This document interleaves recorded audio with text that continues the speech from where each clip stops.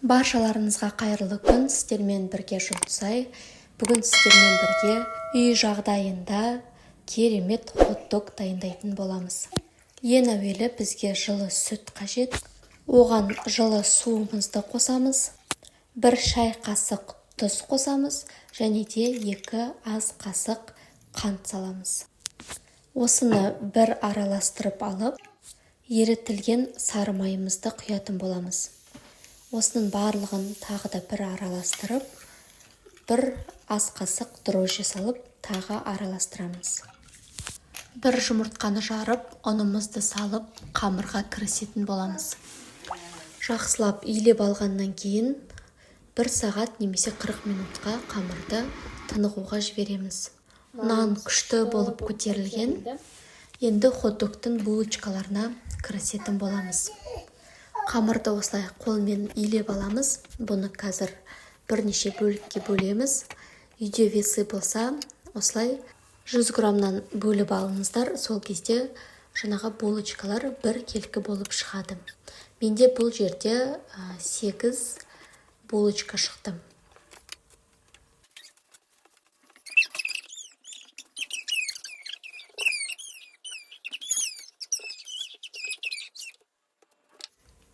Қамыр жақсы көтерілгеннен кейін өте жұмсақ, жұмыс істеуге өте ыңғайлы.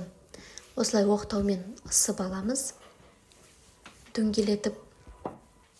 Енді осы жерде мен сіздерге көрсетейін. Осылай екі жағынан дөңгелетіп алып келеміз. Бір-біріне түйістіріп, екі жағын бекітетін боламыз және ортасында бекітіп шығамыз. Сол кезде бізде сопақша фигурка шығады.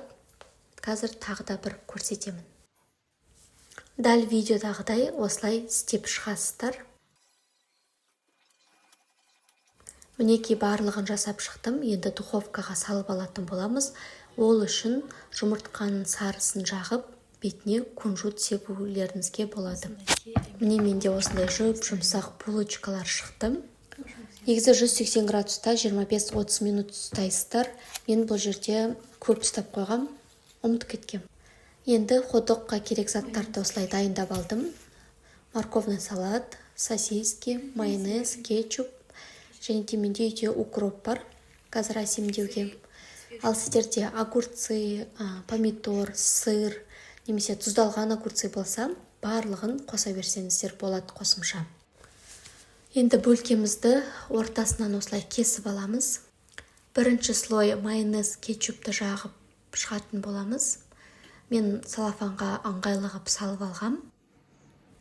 Видеодағыдай осылай майонезді жағып шықсаңыздар және де кетчуп. Енді ортасына сосискиді қойып, үстіне морковный салатты саласыздар. Немесе керісінше де істеп жатады. Бірінші корейский салатты салып, одан үстіне сосискиді де қояды. Тағы да бұның үстінен 1 слой майонез, кетчуппен бір өтесіздер. Және де әсемдеу үшін, әдемі көріну үшін мен осылай укроп қойдым бетіне. Осылай керемет болып шықты. Дәл магазиндікіндей.